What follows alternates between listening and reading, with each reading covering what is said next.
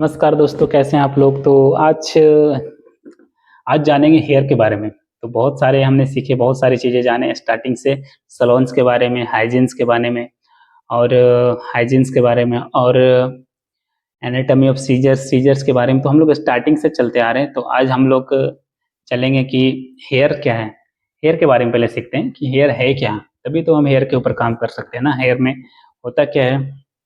तो दोस्तों, आज आप लोग से बताना चाहेंगे कि हेयर एक हेयर एक थ्रेड लाइक, मतलब धागा के जैसा दिखने वाला। Hair is a protein made of mainly a keratin which grows from a follicle on scalp. कहने का मतलब ये हुआ कि हेयर एक धागे के जैसा दिखने वाला फिलामेंट है, तंतु है, जो कि 85% उसमें केराटिन रहता है।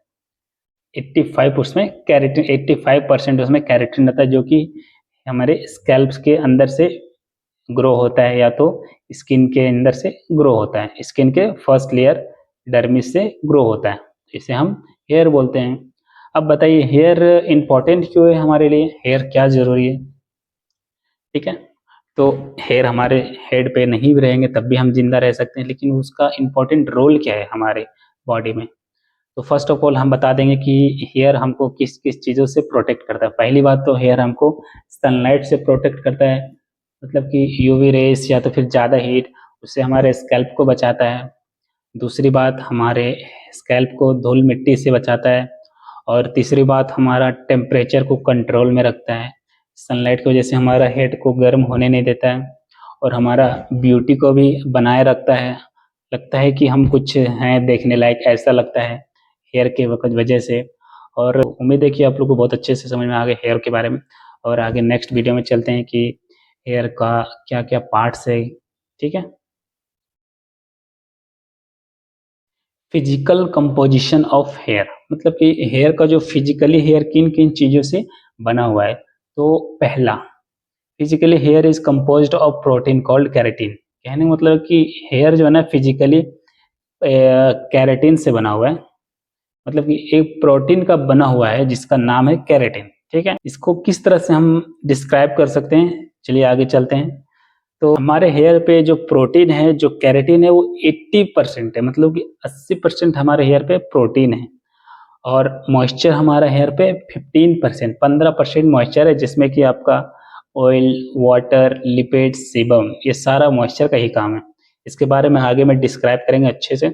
और 1% हमारे हेयर पे पिगमेंट्स रहते हैं, जो कि कलर के लिए रिस्पॉन्सिबल होते हैं, जिसको हम लोग मेलानिन बोलते हैं, जिसका 2 टाइप्स होता है, यू मेलानिन, फ्लोराइन। उसके बारे में भी आगे बहुत अच्छे से बात करेंगे, बहुत डीप जानकारी लेंगे।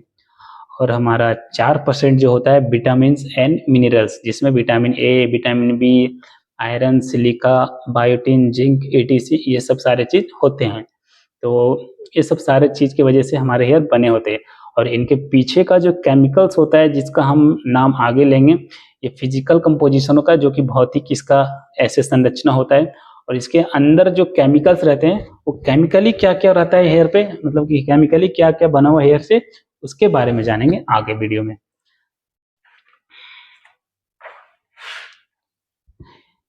केमिकल कंपोजिशन ऑफ हेयर, कहने मतलब हेयर का एक केमिकल कंपोजिशन होता है, जिससे कि हेयर के अंदर में क्या क्या केमिकल्स होते हैं वो जानते हैं हम लोग। ठीक है, तो chemically hair are composed of चॉन्स।